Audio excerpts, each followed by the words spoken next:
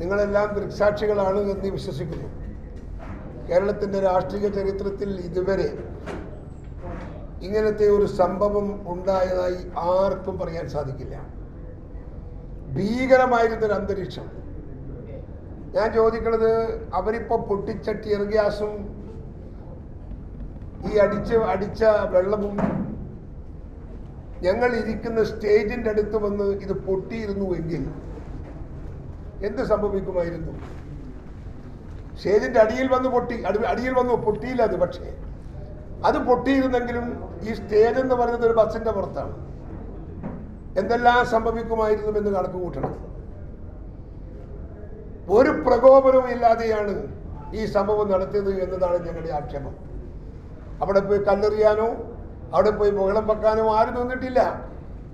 എത്ര അടുത്ത് നിന്നാണ് ഇതെടുത്തത്? എത്ര അടുത്ത് നിന്നാണ് ഈ വെള്ളടിച്ചത്? 6 MP-മാർ, MLA-മാർ, മുൻ മന്ത്രിമാർ, ഇവരെല്ലാം നിൽക്കുന്ന ഒരു സ്റ്റേജിൽ പ്രതിപക്ഷ നേതാവ് പ്രസംഗിക്കുമ്പോൾ ഈ വന്ന് ഒരു അടിയിൽ വീണ് ഒരു ബോംബ് പൊട്ടിയില്ല. പക്ഷെ അത് പൊട്ടിയിരുന്നുവെങ്കിൽ എന്ത് സംഭവിക്കും? അവിടെ ഇരിക്കുന്ന ഞങ്ങളെല്ലാവരും അവിടെയുണ്ട്. കേരളത്തിലെ കോൺഗ്രസ് ഒന്നടങ്കം പോവുമായിരുന്നു. ഞാൻ ചോദിക്കുന്നു, എന്നിട്ടും അത് ജീവൻ രക്ഷാ പ്രവർത്തനം എന്ന് പറയുന്ന ഇദ്ദേഹത്തിന് ഭ്രാന്തല്ലേ? ഇത് എന്ത് മുഖ്യമന്ത്രി? ആളുകളെ അടിച്ച്, ആളുകളെ വെട്ടിക്കുത്തി, ആളുകളെ ആസ്പത്രി, ഞാനിപ്പോൾ പോയി കണ്ട് കുറേ ആളുകളെ ആസ്പത്രിയിൽ പോയി കണ്ടിട്ടാണ് ഞാൻ വരുന്നത്. ജയിലിൽ പോയി കണ്ടിട്ടാണ് ഞാൻ വരുന്നത്. അടി കൊണ്ടത് മാത്രമല്ല, കുട്ടികളെ ജയിലിലാക്കുകയാണ്. എന്ത് കുറ്റം ചെയ്ത? കറുത്ത കൊടി കാണിച്ചാൽ ഇത്രയൊക്കെ ചെയ്യണമായിരുന്നു എന്നതാണ് എൻ്റെ ചോദ്യം.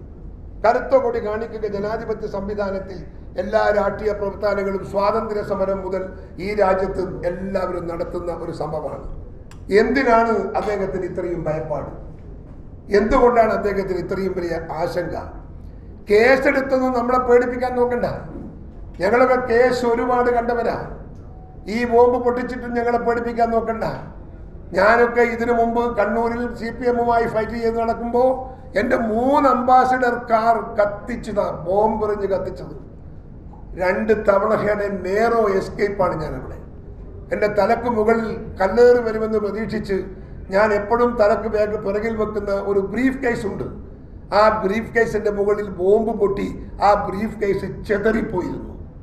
എൻ്റെ ശരീരത്തിൽ നിറയെ ഷെല്ല് വന്ന് നിറച്ച് 32 ദിവസം ആശുപത്രിയിൽ പോയി ഷെല്ല് പെറുക്കിയെടുത്തവനാണ് ഞാൻ. ഇതൊന്നും കണ്ടിട്ടൊന്നും ഞാൻ മാറിയിട്ടൊന്നുമില്ല. എത്രയോ കേസുകൾ വെള്ളൻ കോളേജിൽ പഠിക്കുന്ന കാലം മുതൽ കോടതിയിൽ കയറി ഇറങ്ങുന്ന ആളാണ്. നമ്മുടെ പോലീസ് സ്റ്റേഷനിൽ പോയാൽ പോലീസ് ഓഫീസർ നമ്മളെ കാണുമ്പോൾ ഭക്ഷണം കൊണ്ടേക്കും. കാരണം ഞങ്ങൾ ഭക്ഷണം കിട്ടിയില്ലെങ്കിൽ മുദ്രാവാക്യം വിളിക്കുമെന്ന് അവർക്കറിയാം. അങ്ങനെ നിരന്തരം കേസുകളിലും അക്രമങ്ങളിലും ഒക്കെ നെഞ്ചു വിരിച്ചു നിന്ന പാർട്ടി പ്രവർത്തകരാണ് ഞങ്ങളൊക്കെ. ഞങ്ങളെയൊന്നും ഈ ഉമ്മാക്കി കാട്ടി പേടിപ്പിക്കരുത് എന്ന് പിണറായി വിജയന് അതറിയാലോ. പിണറായി വിജയനും ഞാനും തമ്മിൽ മുഖാമുഖം നേരിട്ട് കണ്ടിട്ടില്ലല്ലോ വെള്ളൻ കോളേജിൽ. അതിൻ്റെ അനുഭവം പിണറായി വിജയൻ അറിയാലോ. അദ്ദേഹത്തിൻ്റെ ആക്ഷനൊക്കെ നിങ്ങൾക്ക് കാട്ടി തന്നിട്ടില്ലേ? അദ്ദേഹം എന്ത് ആക്ഷനാണ് കണ്ടത് നിങ്ങൾക്ക് എന്നെ അറിയാലോ. അതുകൊണ്ട് പിണറായി വിജയൻ, അദ്ദേഹത്തിൻ്റെ മനസ്സെന്ന് പറയുന്നത് ഒരു ജനാധിപത്യ സംവിധാനത്തിൽ പ്രവർത്തിക്കുന്ന ഒരു പാർട്ടി നേതാവിൻ്റെ മനസ്സല്ല.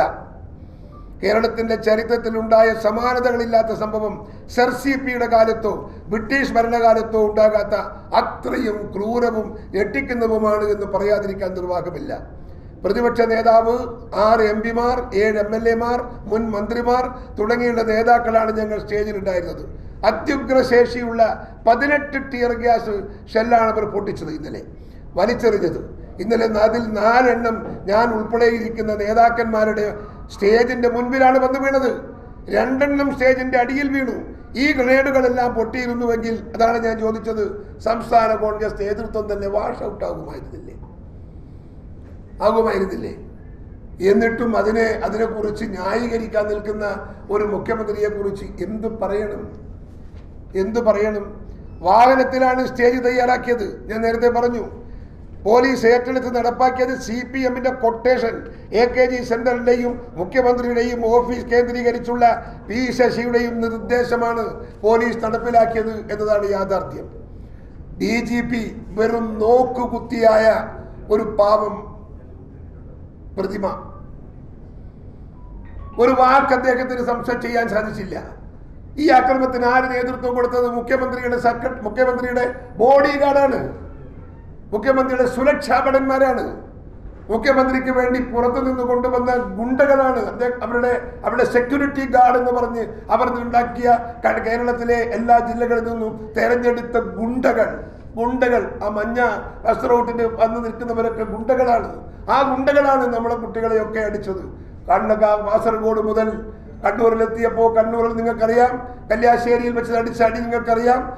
പൂച്ചട്ടി കൊണ്ടും അതുപോലെ തന്നെ വയർലെസ് സെറ്റ് കൊണ്ടും ഒക്കെ ഞങ്ങൾ ചെറുപ്പക്കാരെ അടിച്ച് തലക്കടിച്ച് പൊളിക്കുന്ന രംഗം നിങ്ങൾ കണ്ടിട്ടുണ്ട്. എന്നിട്ടാണ് പറയുന്നത് ജീവൻ രക്ഷാ പ്രവർത്തനാണ് എന്ന് പറയണമെങ്കിൽ ഇദ്ദേഹത്തിന് സമനിലയുണ്ടോ എന്ന് ഈ രാജ്യത്തെ ജനങ്ങൾ ആലോചിക്കണം. ഈ അടി അത്രയും അടിച്ച് തലകീറി രക്തം വിളിച്ച് ആശുപത്രിയിൽ കിടക്കുന്ന ഈ ആളുകൾക്ക് ജീവൻ രക്ഷാ പ്രവർത്തനമാണ് അവർ നടത്തിയത് എന്ന് പറഞ്ഞാൽ എന്താണ് അതിന്റെ അർത്ഥം? അദ്ദേഹത്തെ തിരുത്താൻ ആ പാർട്ടിയിൽ ആരുമില്ല. ഏകഛത്രാധിപതിയാണ് ആ പാർട്ടിയിൽ. ആരും വിമർശിക്കാനില്ല, ആരും എതിർക്കാനില്ല. CPM-ന്റെ എത്ര മുഖ്യമന്ത്രിമാർ കേരളം ഭരിച്ചു? ഇതുപോലെ ഒരു മുഖ്യമന്ത്രിയുടെ നിഴൽ കേരളത്തിന്റെ രാഷ്ട്രീയത്തിൽ ഉണ്ടായിട്ടുണ്ടോ എന്ന് നിങ്ങൾ പരിശോധിക്കണം. വ്യക്തിവിരോധം തീർക്കുകയാണ് ഈ സർക്കാർ. അക്രമത്തെ ആരാധിക്കുകയും പ്രോത്സാഹിപ്പിക്കുകയും ചെയ്യുന്ന CPM-ന് ജനാധിപത്യത്തോട് പുച്ഛമാണ്. എനിക്ക് ചില ശാരീരിക പ്രശ്നങ്ങളുണ്ടെന്ന് മുഖ്യമന്ത്രിക്ക് വ്യക്തമായി അറിയാം. അതുകൊണ്ട് തന്നെയാണ് ഗ്രനേഡും ഹൈഡോസും പോലുള്ള മറ്റു വാതകങ്ങളും പ്രയോഗിച്ചത് എന്ന് ഞാൻ വിശ്വസിക്കുന്നു. പിണറായി വിജയൻ ഒരു കൊലയാളിയാണെന്നും കൊലയാളിയുടെ മനസ്സാണ് ഇയാൾക്കുള്ളതെന്നും ഞാൻ എത്രയോ കാലമായി പറയുന്നു. കേരളത്തിലെ ആദ്യത്തെ രാഷ്ട്രീയ കൊലപാതകമായ വാടിക്കൽ രാമകൃഷ്ണന്റെ കൊലപാതകം ഇദ്ദേഹത്തിന് നേരിട്ട് പങ്കുള്ള കൊലപാതകമാണ് എന്ന് നിങ്ങൾ ഓർക്കണം. മംഗലാപുരം കോടതിയിലാണ് ആ കേസ് സാക്ഷി പറയാൻ ആളില്ലാത്തത് കൊണ്ട് തള്ളിപ്പോയതാണ്. സ്വന്തം കൊലക്കത്തിയെടുത്ത് രാഷ്ട്രീയ എതിരാളികളെ കൊല്ലാൻ പോയ പാരമ്പര്യത്തിന്റെ ഉടമസ്ഥന ഇന്ന് കേരളം ഭരിക്കുന്ന മുഖ്യമന്ത്രി എന്ന് നിങ്ങൾ ഓർക്കേണ്ടതായിട്ടുണ്ട്. കണ്ണൂരിലെ അത് TP ചന്ദ്രശേഖരനിൽ വരെ എത്തി. സ്വന്തം സഹപ്രവർത്തകനായ ചന്ദ്രശേഖരനെ പോലും കൊല്ലിച്ചത് അദ്ദേഹമാണ്. അദ്ദേഹത്തിന്റെ ബോഡി ഗാർഡായി നടന്നിരുന്ന ഒരു വെണ്ടുട്ടായി ഒരു ബാബു. ആ ബാബു എന്ന് പറയുന്ന ചെറുപ്പക്കാരനും ഇദ്ദേഹവും തമ്മിൽ ഒന്ന് തെറ്റി അകന്ന് ബാബു ഇദ്ദേഹത്തിന്റെ അടുത്തേക്ക് 2-3 ദിവസമായിട്ട് വന്നില്ല. അദ്ദേഹം അവനെ ശത്രുപക്ഷത്തേക്ക് പ്രഖ്യാപിച്ചു പിണറായി. എന്നിട്ട് 10-25 ദിവസമാകുമ്പോഴത്തേക്ക് ഒരു ദിവസം ഒരു ക്രിമിനൽ കേസിനകത്ത് വക്കീലിനെ കാണാൻ തലശ്ശേരി ചിറക്കര പോകുമ്പോൾ ആ ചിറക്കരയിലെ ഒരു ജംഗ്ഷനിലിട്ട് CPM-ന്റെ ഗുണ്ടകളെ വെച്ച് ആ ബാബുവിനെ വെട്ടിക്കൊന്നു. കൊല്ലട്ടെ, ഒരാളെ കൊന്നു. എന്നിട്ട് അദ്ദേഹത്തിന്റെ ശവസംസ്കാരത്തിന് ഒരൊറ്റ ആളുകളും പങ്കെടുക്കാൻ പാടില്ലെന്ന് പിണറായിയിലെ ജനങ്ങൾക്ക് മുഴുവൻ വിലക്ക് കൽപ്പിച്ചു ഈ പിണറായി വിജയനും പാർട്ടിയും. പോസ്റ്റ്മോർട്ടം നടത്താൻ പോലും ആരും ഉണ്ടായില്ല. അടുത്ത ബന്ധുക്കൾ മാത്രം 2-3 ആളുകൾ. അങ്ങനെ വൈകുന്നേരം ആകുമ്പോൾ ചാറിപ്പാറുന്ന മഴ, ബോഡി മറവ് ചെയ്യാൻ കുണ്ടുപിടിക്കാൻ ആളില്ല, പിക്കാസില്ല, അവിടെ നാട്ടുകാരില്ല, അയൽവക്കക്കാരില്ല, ആരുമില്ലാതിരിക്കുന്ന ദയനീയമായ അവസ്ഥയിൽ ബോഡിയും വെച്ച് അടുത്ത കുടുംബക്കാരെ വീട്ടിലിരിക്കുന്നു. ആ വീട്ടിനടുത്താണ് അന്ന് SN കോളേജിലെ KSUവിന്റെ വൈസ് ചെയർമാനായിരുന്ന നമ്മുടെ ഒരു പെൺകുട്ടി, പേര് മറന്നുപോയി.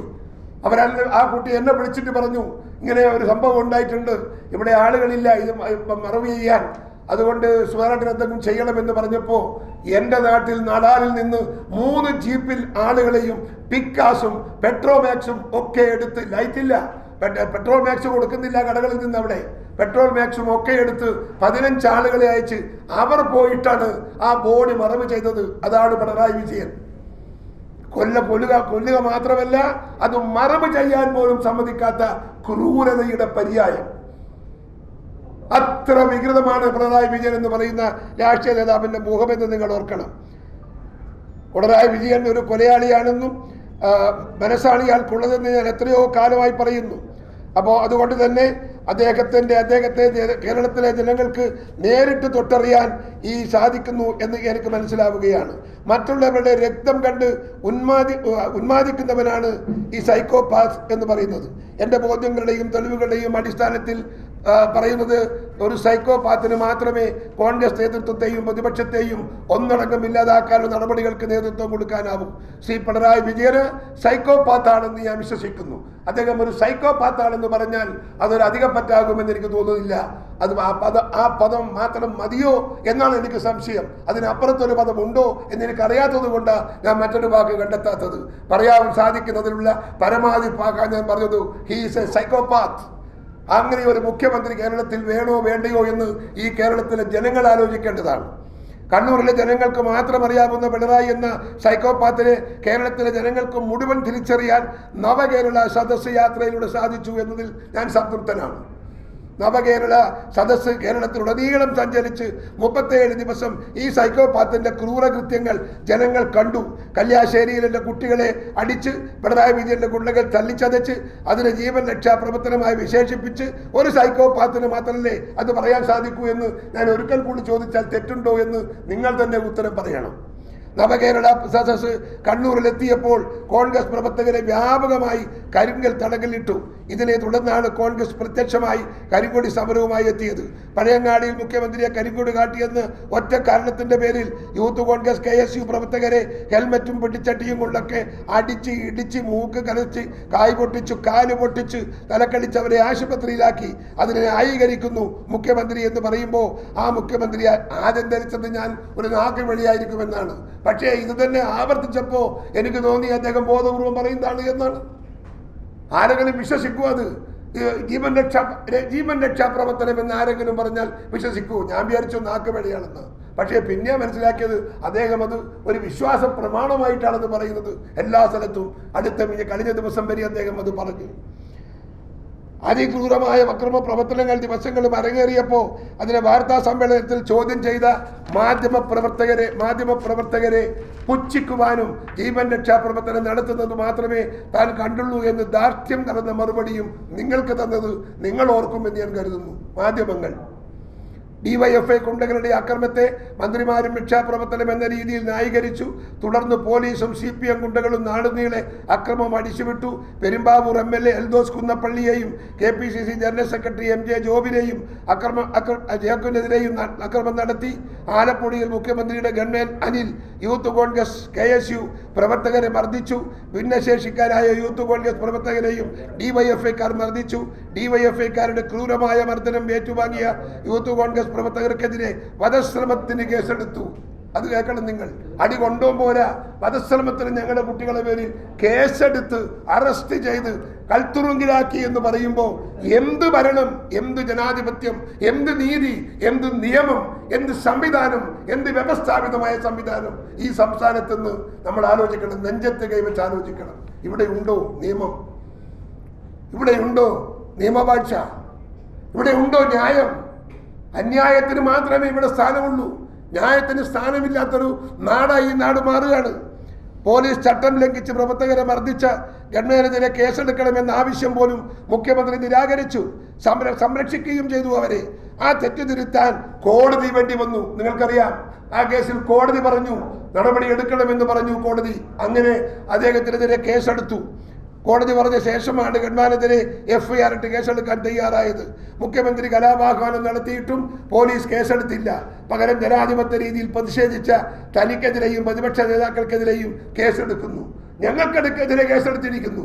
എന്തിനാ എനിക്കെതിരെ കേസെടുത്തതെന്ന് മനസ്സിലായില്ല. ജാമ്യമില്ലാത്ത കേസാണ് എടുക്കുന്നത്. ഞാൻ എന്തു ചെയ്തു എന്ന് എനിക്കറിയില്ല.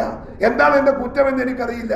പിണറായി വിജയൻ ഈ കുറ്റം അത്രയും ചെയ്തിട്ടും അദ്ദേഹത്തിനെതിരെ കേസെടുക്കാത്ത ഈ സംസ്ഥാനത്ത് ഒന്നും ചെയ്യാത്ത എനിക്കെതിരെ കേസെടുത്തു എന്ന് പറയുമ്പോൾ എന്ത് നിയമം, എന്ത് നീതി, എന്ത് നിയമവാഴ്ച പരിശോധിക്കണ്ടേ? കേരളത്തിലെ ജനങ്ങൾക്ക് ഇത് വിലയിരുത്തേണ്ട ഒരു അവസരമല്ലേ ഇത്? ഓരോ ജില്ലയിലും 2000-ലധികം പോലീസുകാരെ ചുറ്റും വിന്യസിച്ചാണ് മുഖ്യമന്ത്രി നവകേരള സദസ്സ് നടത്തിയത്. പോലീസുകാരെ മുഴുവൻ പിണറായി കൊണ്ടുപോയത് കൊണ്ട് ഇത്തവണ ശബരിമല തീർത്ഥാടനം അലങ്കോലമായി. അവിടെ ആവശ്യത്തിന് പോലീസ് ഉണ്ടായില്ല. അതുകൊണ്ട് തന്നെ തിക്കും തിരക്കിനും പെട്ട് ആളുകൾ ശ്വാസം മുട്ടി പലരും ക്ഷേത്ര ദർശനം നടത്താതെ മടങ്ങിപ്പോയത് ഒരുപക്ഷെ ശബരിമലയുടെ ചരിത്രത്തിൽ ആദ്യത്തെ സംഭവമായിരിക്കും ഈ വർഷത്തെ ദർശനമെന്ന് നിങ്ങൾ മനസ്സിലാക്കണം. അവിടെ ഇതെല്ലാം തകർത്തത് ഇദ്ദേഹത്തിന്റെ ഈ ഒരു യാത്രയാണ്. കരിങ്കൊടി കാട്ടാൻ പോലും അനുവാദമില്ലാത്ത കേരളം ഉത്തര കൊറിയയല്ലെന്ന് പിണറായി വിജയൻ ഓർക്കണം. അവിടുത്തെ ഏകാധിപതി കിം യോങ് യുന്നിനെ പോലെ ആകാനാണ് പിണറായി ശ്രമിക്കുന്നത്. കേരളത്തിൽ കോൺഗ്രസ് ഉള്ളിടത്തോളം കാലം പിണറായിക്ക് അതിന് സാധിക്കില്ലെന്ന് ഞങ്ങൾ തെളിയിച്ചിരിക്കുന്നു. നവകേരള സദസ്സ് കൊണ്ട് ആർക്കാണ് പ്രയോജനം? മാധ്യമങ്ങൾ വിലയിരുത്തും. ആർക്കാണ് ഇതുകൊണ്ടുള്ള പ്രയോജനം? സാധാരണക്കാരനെ കാണുന്നില്ല, അവന്റെ പരാതി കേൾക്കുന്നില്ല. അവന്റെ പരാതി ഉദ്യോഗസ്ഥന്മാർക്ക് കൊടുക്കുന്നു, അത് സർക്കാർ ഓഫീസിൽ കൊണ്ടു കൊടുത്താൽ പോരെ. എന്തിനിവിടെ പോകണം? എന്തിനിവിടെ പോകണം? ഒരു തീർപ്പ് കൽപ്പിക്കുന്നില്ല. കണ്ട് പഠിക്കണമിടോ. മുഖ്യമന്ത്രി ഉമ്മൻചാണ്ടി നടത്തിയ ജനസമ്പർക്ക പരിപാടി, അത് ജനസമ്പർക്ക പരിപാടി, ജനലക്ഷങ്ങളുടെ കണ്ണീരൊപ്പിയ പരിപാടി, ജനലക്ഷങ്ങളെ നേരിൽ കണ്ട പരിപാടി, ജനലക്ഷങ്ങളുടെ സങ്കടം കേട്ട പരാതി, ആ ജനലക്ഷങ്ങൾക്ക് പരിഹാരമുണ്ടാക്കിയ നടപടി കേരളത്തിലല്ല ഇന്ത്യയിൽ മറ്റൊരു മുഖ്യമന്ത്രിയും ചെയ്യാത്ത ഉമ്മൻചാണ്ടിയുടെ ജനസമ്പർക്ക പരിപാടിയും ഇദ്ദേഹത്തിന്റെ ഈ നവകേരള യാത്രയും തമ്മിൽ ഒരു തരത്തിലെങ്കിലും ഒന്ന് ബന്ധപ്പെടുത്താനും താരതമ്യപ്പെടുത്താനും നമുക്ക് സാധിക്കുമോ എന്ന് നിങ്ങൾ സ്വയം ഒന്ന് വിലയിരുത്തണം എന്ന് ഞാൻ ഈ സന്ദർഭത്തിൽ ആവശ്യപ്പെടുകയാണ്. CPM സംസ്ഥാന സെക്രട്ടറി MV ഗോവിന്ദൻ നടത്തിയ പാർട്ടി യാത്ര വൻ പരാജയമായപ്പോൾ അതിനെ തുടർന്നാണ് ഇപ്പോൾ പിണറായി സർക്കാരിൻ്റെ മുഴുവൻ മെഷീനറിയും ഉപയോഗിച്ച് നവകേരള സദസ്സ് നടത്തിയത്. കേരളത്തെ കലാപകലുഷിതമാക്കി എന്നല്ലാതെ എന്തെങ്കിലും മെച്ചമുണ്ടായോ? പിണറായിയെ വിമർശിച്ച പത്രപ്രവർത്തകരെ എല്ലാം പോലീസ് പിടിച്ച് അകത്തിടുകയാണ്. പിണറായി സത്യത്തിൽ മോദിക്ക് പഠിക്കുകയാണ്. പത്രപ്രവർത്തകരുടെ സംഘടനകൾ നിശബ്ദത പാലിക്കുന്നത് എന്നെ അത്ഭുതപ്പെടുത്തുന്നു. എന്ത് മാധ്യമങ്ങളാ? എല്ലാത്തതിനും വിമർശനം നടത്തുന്ന മാധ്യമങ്ങൾ എന്തുകൊണ്ട് പത്രപ്രവർത്തകരെ അറസ്റ്റ് ചെയ്തപ്പോൾ, പത്രപ്രവർത്തകരെ കേസെടുത്തപ്പോൾ നിങ്ങൾ എന്തുകൊണ്ട് പ്രതികരിച്ചില്ല എന്ന് നിങ്ങളോട് ഞാൻ മുഖത്ത് നോക്കി ചോദിക്കുന്നു. എന്തുകൊണ്ട് നിങ്ങൾക്ക് സാധിച്ചില്ല? എന്തുകൊണ്ട് നിങ്ങളുടെ സംഘടനയ്ക്ക് സാധിച്ചില്ല? നിങ്ങൾക്ക് പത്രസ്വാതന്ത്ര്യം ഇവിടെ വേണ്ടേ? ആ പത്രസ്വാതന്ത്ര്യത്തിന് ഹനിക്കാൻ നിങ്ങൾ എന്തെങ്കിലും ചെയ്തോ? ഇല്ലല്ലോ. എന്ത് ചെയ്തിട്ടാണ് നിങ്ങൾ ഈ കുറ്റം ചെയ്തത്? എന്തിനാണ് നിങ്ങളെ അറസ്റ്റ് ചെയ്തത്? അതിന് ഉത്തരം നിങ്ങൾ അവരെ കൊണ്ട് പറയിപ്പിക്കണ്ടേ? ആ ബാധ്യത എൻ്റെ മാധ്യമ സുഹൃത്തുക്കൾ ഏറ്റെടുക്കണമെന്ന് ഞാൻ ഈ സന്ദർഭത്തിൽ ആവശ്യപ്പെടുകയാണ്. പോലീസിന്റെ നരനായാട്ടിനെതിരെ 27-ന് ബ്ലോക്ക് തലത്തിൽ വൻ പ്രതിഷേധ ജ്വാല നടത്താൻ ഞങ്ങൾ തീരുമാനിച്ചിട്ടുണ്ട്. ഫാസിസ്റ്റ് വിമോചന സദസ് എന്നാണ് അതിൻ്റെ പേര്. തുടർന്ന് പ്രക്ഷോഭ പരിപാടികൾ ഞങ്ങൾ തീരുമാനിക്കും. 2024 പിണറായിക്ക് ഉറക്കമില്ലാത്ത രാവുകളായിരിക്കുമെന്ന് ഞാൻ നിങ്ങളുടെ മുമ്പിൽ വ്യക്തമാക്കാൻ ആഗ്രഹിക്കുന്നു. അതുകൊണ്ട് ഇതെല്ലാം ഈ സംഭവത്തിന് ഒരു പരിഹാരം വേണ്ടേ? എന്താണ് പരിഹാരം? ഇത്രയും നിയമലംഘനങ്ങളും ഇത്രയും നിയമവാഴ്ചയും തകർന്ന ഒരു രാഷ്ട്രീയ പ്രവർത്തന ശൈലി, അതിനെ അന്വേഷിക്കാൻ ഒരു ജുഡീഷ്യൽ എൻക്വയറി ഉണ്ടാകണമെന്ന് ഞങ്ങൾ ആവശ്യപ്പെടാൻ പോവുകയാണ്. ഞങ്ങൾ കോടതിയിൽ പോകും. ജുഡീഷ്യൽ എൻക്വയറി സിറ്റിംഗ് ജഡ്ജിനെ വെച്ച് ഒരു ജുഡീഷ്യൽ എൻക്വയറി നടത്തിക്കൊണ്ട് ഈ നടന്ന സംഭവത്തിന്റെ തെറ്റും ശരിയും വിലയിരുത്തി കേസെടുക്കേണ്ടവർക്കെതിരെ കേസെടുക്കാനും അന്യായമായി തടങ്കിൽ വെച്ചവർക്ക് ന്യായമായ നീതി ലഭിക്കാനും സാഹചര്യമുള്ള ഒരു ജുഡീഷ്യൽ എൻക്വയറി ഞങ്ങൾ ആഗ്രഹിക്കുന്നു. ആ ജുഡീഷ്യൽ എൻക്വയറിക്ക് വേണ്ടി നല്ലൊരു ലീഗൽ സെല്ലിനെ വെച്ച് ഗവൺമെന്റ് തയ്യാറാവണം. ഗവൺമെന്റ് തയ്യാറാവില്ലെന്ന് എനിക്കറിയാം. പക്ഷേ ഗവൺമെന്റ് തയ്യാറായില്ലെങ്കിൽ ഞങ്ങൾ കോടതിയിൽ പോകും എന്ന് ഞാൻ നിങ്ങളെ അറിയിക്കുന്നു. മറ്റ് സമരമുറകളെ കുറിച്ചൊക്കെ UDF തലത്തിൽ ചർച്ച നടക്കുന്നുണ്ട്. ആ ചർച്ച കഴിയുന്നതിന് ശേഷം മറ്റ് സമരങ്ങൾ നിങ്ങൾ മുമ്പിൽ അറിയിക്കാം. ജുഡീഷ്യൽ അതെ ഇന്നലത്തെ മാത്രമല്ല, ജനറലായി ഞാൻ ചോദിക്കുന്നു, കാസർഗോഡ് മുതൽ തുടങ്ങി ഈ എല്ലാ സ്ഥലത്തും ഇത് നടന്നില്ലേ? എവിടെയായി നടക്കാതിരിക്കുന്നത്? ഇന്നലത്തത് ഏറ്റവും പ്രധാനം. ഞാൻ പറഞ്ഞു, ജനറലായി ഈ പറയുന്ന പരിപാടിക്കകത്ത് CPM നവകേരള സദസ് എന്ന് പറയുന്ന ഈ സംഭവം നടന്ന എല്ലാ ജില്ലയിലെയും ഈ സംഭവത്തെ കുറിച്ച് ഒരു ജുഡീഷ്യൽ എൻക്വയറി നടത്തണം എന്നതാണ് ഞങ്ങളുടെ ആവശ്യം. ജീവൻ രക്ഷ നടത്തേണ്ടുന്ന മുഖ്യമന്ത്രിയാണ് സ്വയം ആളുകളെ ജീവൻ എടുക്കാൻ ശ്രമിക്കുന്നത് എന്ന് പറയുമ്പോൾ ഞാൻ ചോദിക്കുന്ന ഈ പറയുന്ന നമ്മളെ ഈ പൊട്ടിച്ചതൊക്കെ അദ്ദേഹം അറിഞ്ഞുകൊണ്ടല്ലേ? നോക്ക് എന്താ സാധനം പരിശോധിക്കുക. ഇതൊക്കെയാണ് ഇന്നലെ ഞങ്ങളെ സ്റ്റേജിൽ നിൽക്കാൻ വന്ന് വീണതായി സാധനം അവിടെ നിന്ന് എടുത്തുകൊണ്ടാകുന്നതാണ്. ഇതൊക്കെ പൊട്ടി ഈ രാജ്യത്ത് ജനങ്ങൾ ഞാൻ ഇത് പൊട്ടിയ എന്താ സംഭവം? ഇത് പൊട്ടിയാൽ ഞങ്ങളൊക്കെ ഒരു മരിക്കൂലെങ്കിലും ചതറും, കാലും കൈയൊക്കെ പോവും, ഉറപ്പാണ്. പക്ഷെ അങ്ങനെ പൊട്ടിയിട്ടില്ല എന്ന് മാത്രം. അത് പഠിച്ചോണ്ട് തന്ന ഭാഗ്യം. വീരം കൂടെ ശല്ല നിങ്ങൾക്കൊന്നും പുകയൊന്നും കിട്ടിയിട്ടില്ലേ? നിങ്ങൾക്ക് ഈ പുകയൊന്നും നിങ്ങൾക്ക് കിട്ടിയിട്ടില്ലേ? എല്ലാവരും ഓടിയോ? ആ, ഓടിയ വൈക്ക് മുന്നിൽ പറിച്ചിട്ടില്ല. അത് കഴിഞ്ഞിട്ട് ഇവിടെ അത്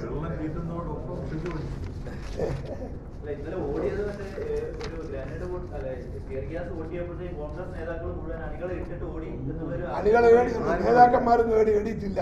ഇതിന് പരിക്ക് പറ്റിയവരും ചുമച്ചവരും ഒക്കെ പോയിട്ടുള്ളൂ അവിടെ നിന്ന്. ബാക്കി എല്ലാവരും ആ പരിസരത്തുണ്ട്. ഞങ്ങൾക്കൊക്കെ ചുമ വന്നു. ചുമ എന്ന് പറഞ്ഞാൽ നിൽക്കാത്ത ചുമയാണ്. ഏത്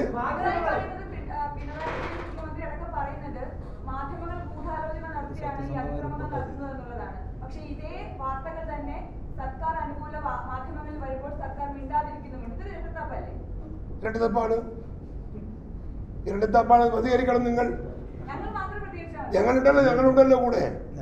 നിങ്ങളെ പറയുക ഞങ്ങളുണ്ട്. കൈ മുഷ്ടി ചുരുട്ടി ഞങ്ങൾ നിൽക്കാം. ജനാധിപത്യത്തോടൊപ്പമല്ലേ കോൺഗ്രസ്? ജനാധിപത്യ അവകാശം പ്രൊട്ടക്ട് ചെയ്യണത് മാധ്യമങ്ങളുടേതായാലും സാധാരണക്കാരുടേതായാലും നിരക്ഷരൻ്റെതായാലും സാക്ഷരതയുള്ളവരായാലും പൈസ സമ്പന്നൻ്റെതായാലും തൊഴിലാളിയുടേതായാലും പട്ടിണിക്കാരൻ്റെതായാലും സമ്പന്ന കോടീശ്വരൻ്റെതായാലും നീതിക്ക് വേണ്ടി പോരാടാൻ അതിൻ്റെ മുമ്പിൽ കോൺഗ്രസ് പാർട്ടി എന്നും ഉണ്ടാകും.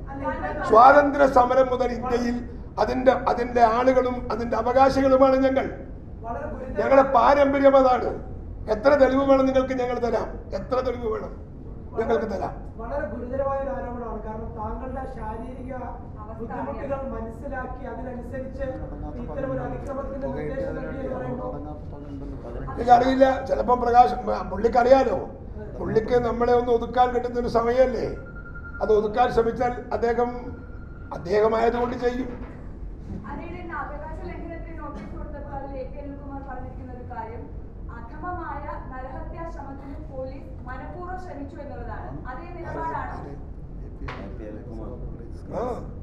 അതിന്റെ കൊടുത്തത് ഞങ്ങൾ കൊടുത്തിട്ടുണ്ട്. ഞാൻ പാർലമെന്റിൽ കൊടുത്തിട്ടുണ്ട്. ഞങ്ങൾക്ക് ചില പ്രിവിലേജ് ഇല്ലേ? ഞങ്ങൾ ഇരിക്കുന്നിടത്ത് ഇത്രയും മീറ്റർ ഉള്ളിൽ നിന്ന് ഈ ഗ്രനേഡ് പൊട്ടിക്കാവോ? വെള്ളം ചീറ്റാവോ?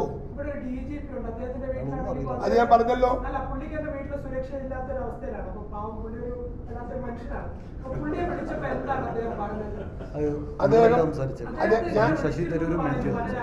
ഞാനല്ല സംസാരിച്ചത്. ശശി തരൂരും മാത്യു കുഴൽനാടനാണ് സംസാരിച്ചത്. ഞാൻ സംസാരിച്ചിട്ടില്ല. അയാള് പക്ഷെ ഒന്നും പ്രതികരിച്ചിട്ടില്ല. അയാളൊന്നും അറിഞ്ഞില്ല എന്നുള്ള മട്ടിലാണ് അയാൾ സംസാരിച്ചത്. അദ്ദേഹം ഞാൻ ഒരു കാര്യം പറയാം. നിങ്ങൾ പറയുന്ന വാദമുഖത്തോട് ഞങ്ങൾ യോജിക്കുന്നു. ആ DGP എന്ന് പറയുന്ന കസേരയിൽ ഇരിക്കാൻ ഒരർഹതയുമില്ലാത്ത കൊള്ളാത്ത ഒരാളാണ് ആ DGP എന്ന് ഞാൻ അടിവരയിട്ട് പറയും. ഇപ്പൊ ഇവിടെ രണ്ട് DGP ആണ്. ഒന്ന് ശശിയാണ് ആക്ടിംഗ് DGP, P ശശിയാണ് ആക്ടിംഗ് DGP. എന്താ P ശശിന്റെ പാരമ്പര്യം നിങ്ങൾക്ക് എല്ലാവർക്കും അറിയാലോ. സർക്കാർ പരിപാടിയാണെന്നാണ് പറഞ്ഞത്. പക്ഷേ അവിടെയൊക്കെ സുരക്ഷ ഒരുക്കുന്ന ഡിവൈഎഫ്ഐ പ്രവർത്തകരാണ്. അങ്ങനെ സർക്കാർ പരിപാടിക്ക് ഡിവൈഎഫ്ഐ പ്രവർത്തകർ സുരക്ഷ ഒരുക്കേണ്ട കാര്യമുണ്ടോ? ഇല്ല. ഞങ്ങൾ പറയുന്നത് തന്നെയല്ലേ. ഡിവൈഎഫ്ഐ ഗുണ്ടകളുടെ പിന്തുണയും സംരക്ഷണത്തിലുമാണ് ഇതെല്ലാം നടത്തിയത് മൊത്തം.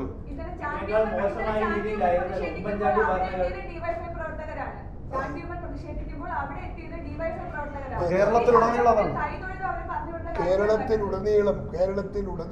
അവർ കേരളത്തിലെ CPMന്റെ അറിയപ്പെടുന്ന ഗുണ്ടകളെ മൊത്തം സെലക്ട് ചെയ്ത് അവരെ വാഹനത്തിൽ ഇതിനോട് അകമ്പടിയായി കൊണ്ടുവരികയാണ്. എല്ലാ സ്ഥലത്തും വാഹനത്തിൽ അവർ കണ്ണൂർ കാസർഗോഡ് ഉള്ളവർ വരെ ഇവിടെ എത്തിയിട്ടുണ്ട്, തിരുവനന്തപുരത്ത് എത്തിയിട്ടുണ്ട്. അവരെല്ലാം ഇതിനകത്തേക്ക് അവിടെ തൊട്ട് ഇതിനോടൊപ്പം ഇങ്ങനെ കൂടെ വന്ന് വരികയാണ്. എല്ലാം അവരെ പിടിച്ചാൽ എല്ലാം 1, 2, 5 കേസിൽ പ്രതികളാണ്. പ്രസിഡന്റ് പറഞ്ഞത് പിണറായിയെ ഇത്രയും വർഷത്തെ അനുഭവത്തിൽ ഇത്തരം അക്രമ പ്രവർത്തനങ്ങളാണ് പിണറായിക്ക് സംതൃപ്തി നൽകുക. അതുകൊണ്ടാണ് പ്രസിഡന്റ് സൈക്കോപാത്ത് പറഞ്ഞത്. പിണറായിക്ക് സംതൃപ്തി നൽകുന്നത് എപ്പോഴും ഇത്തരം അക്രമങ്ങളാണ്. അത് പോലീസ് ഉണ്ടെങ്കിലും അതിന്റെ കൂടെ കൊലയാളി സംഘങ്ങൾ ഉണ്ടാകുമ്പോഴേ അദ്ദേഹത്തിന് തൃപ്തി കിട്ടുന്നതാണ് പ്രസിഡന്റ് പറഞ്ഞത്.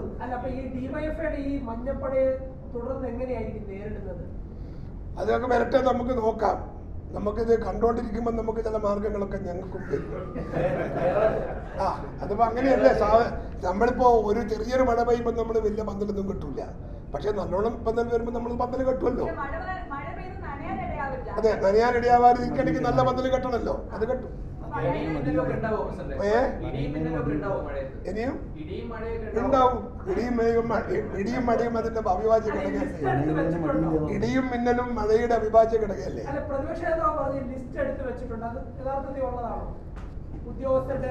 ഉദ്യോഗസ്ഥരുടെ ലിസ്റ്റ് ഞങ്ങൾ കളക്ട് ചെയ്തിട്ടുണ്ട്. അത് മിക്കവാറും കുറെ ആളുകൾ നമ്മൾ മാർക്ക് ചെയ്തിട്ടുണ്ട്. അതൊക്കെ പലതരത്തിലും നമുക്ക് വിനിയോഗിക്കാം. ഒരു വിമർശനം ഉയരുന്നത് സാധാരണ കോൺഗ്രസിന്റെ സർക്കാർ അധികാരത്തിൽ വരുമ്പോൾ ഇത്തരത്തിലുള്ള ആളുകളെ തന്നെയായിരിക്കും ഉന്നതങ്ങളിൽ നിയമിക്കുക എന്നുള്ള ആക്ഷേപമുണ്ട്. എങ്ങനെ?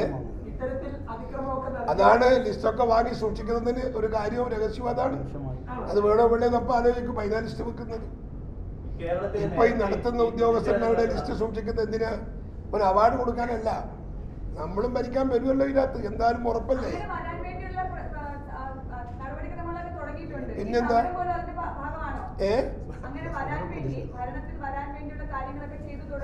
പിന്നെ തുടങ്ങിയല്ലോ. നമ്മളെല്ലാം നമ്മൾ ലോവർ ലെവൽ നമ്മളെ ഫിഷറീസ് എല്ലാം നമ്മൾ പെർഫെക്റ്റ് ആക്കിയില്ലേ. ബൂത്ത് വർക്കർക്ക് നമ്മൾ റെഡിയാക്കിയില്ലേ. ഇനിയിപ്പോൾ നമ്മൾ താഴത്ത് CUC യൂണിറ്റും കൂടെ വന്നാൽ നമ്മുടെ സംഘടനാ മിഷണറി കംപ്ലീറ്റ് ആവും. നമ്മളത് വെച്ച് പോവും. നമുക്ക് മാത്രമല്ല, എന്ത് പറഞ്ഞാലും നിങ്ങൾക്ക് കേരളത്തിൽ ഇപ്പോൾ ഒരു ട്രെൻഡ്, പൊളിറ്റിക്കൽ ട്രെൻഡ് എന്താ? Is it favourite to us or against it? ചില്ലി പറയും. KSU നമുക്ക് ആ 40, 45, 50 കൊല്ലമായി നമുക്ക് നഷ്ടപ്പെട്ടു പോയ മുഴുവൻ കോളേജുകളും പോളിടെക്നിക്കുകളും മെഡിക്കൽ കോളേജുകളും KSU ജയിച്ചു വരുന്ന തമ്പിങ് മെജോറിറ്റിയിലാണ്. ലോക്കൽ ബോഡി ഇലക്ഷൻ നടന്നു, നമുക്ക് നല്ല ഭൂരിപക്ഷം കിട്ടി, ഒക്കെ കിട്ടി. എല്ലാ രംഗത്തും നമ്മളിപ്പോൾ നമ്മളൊരു അഡ്വാൻസ് ചെയ്ത് വന്നില്ലേ. കുറ്റവിചാരണ സദസ്സുകൾ നടക്കുമ്പോൾ ഇപ്പൊ നവകേരള സദസ്സിലേക്ക് ആളുകൾ ഒഴുകിയെത്തിയിട്ട് 10,000-കണക്കിന് ആളുകൾ വന്നു. എന്തുകൊണ്ട് കുറ്റവിചാരണ സദസ്സിലെ പങ്കാളിത്തം വളരെ കുറ്റവിചാരണ നമുക്ക് നല്ല ആളുകളുണ്ടായിരുന്നു. നമുക്ക് വളരെ ചെറിയ സ്ഥലം ഒഴിച്ചാൽ ബാക്കി എല്ലാവരെയും നമ്മളെ നല്ല ജനസദസ്സാണ് നടത്തിയത്. നമ്മൾ നടന്ന പരിപാടി എല്ലാം ഗംഭീര പരിപാടിയാണ്. കോൺഗ്രസിന്റെ ചരിത്രത്തിൽ അടുത്ത കാലമൊന്നും ഒരു കാരണവശാലും നടക്കാത്ത പരിപാടികൾ നമ്മൾ മണ്ഡലം തലത്തിൽ നമ്മൾ നടത്തിയിട്ടുണ്ട്, ബ്ലോക്ക് തലത്തിൽ നമ്മൾ നടത്തിയിട്ടുണ്ട്, എല്ലാ തലത്തിലും നമ്മൾ നടത്തിയിട്ടുണ്ട്. കുടുംബശ്രീയിലെ അംഗങ്ങളെയും തൊഴിലുറപ്പ് പദ്ധതിക്കാരെയുമാണ് തൊഴിലുറപ്പുകാരും വന്നാൽ ഉണ്ടാകുന്ന ജനപങ്കാളിത്തമാണോ നവകേരള? അത്രയേ ഉള്ളൂ.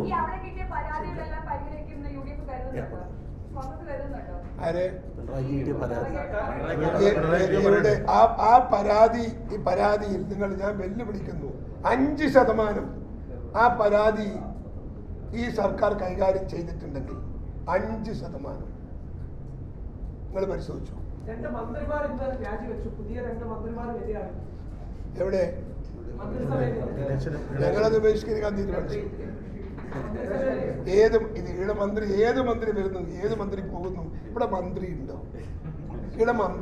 സ്തുതിപാഠകന്മാരായ കുറച്ച് ആളുകൾ. എനിക്ക് സത്യം പറഞ്ഞാൽ എനിക്ക് ശരിക്കും ഇപ്പോഴും മനസ്സിലായിട്ടില്ല എല്ലാ മന്ത്രിമാരും. സത്യം പറയാം, നമുക്കെല്ലാം മുമ്പ് നമ്മളൊക്കെ മന്ത്രിമാരുടെ പേര് ഇന്ന മന്ത്രി, റവന്യൂ ആര്, നമ്മളപ്പോ പറയല്ലോ. ഇപ്പൊ റവന്യൂ നമുക്കൊന്നും അറിയില്ല, നമ്മളൊന്നും മനസ്സിലില്ല. ആകെ ഒരാളേ ഉള്ളൂ, ഈ നരസിംഹം. ആരെയും നമുക്കറിയില്ല. നമുക്കിവിടെ നിർത്താം. വിശക്കുന്നുണ്ടാവും. ആരും നമ്മൾ ഉറപ്പായിട്ട് ബഹിഷ്കരിക്കും. എന്ത് മന്ത്രിയായിട്ട് നമുക്കെന്ത് കാര്യം? നല്ല വിദ്വാനാ വരുന്നത്, ഭയങ്കര പാരമ്പര്യവും. കാരണം ഈ മന്ത്രിസഭയോടുള്ള പ്രതിഷേധം, ഈ കണ്ട മന്ത്രിസഭയോടുള്ള പ്രതിഷേധം ഇനി വരാൻ പോകുന്നതും അതിൽ നിന്ന് വ്യത്യസ്തമാവില്ല.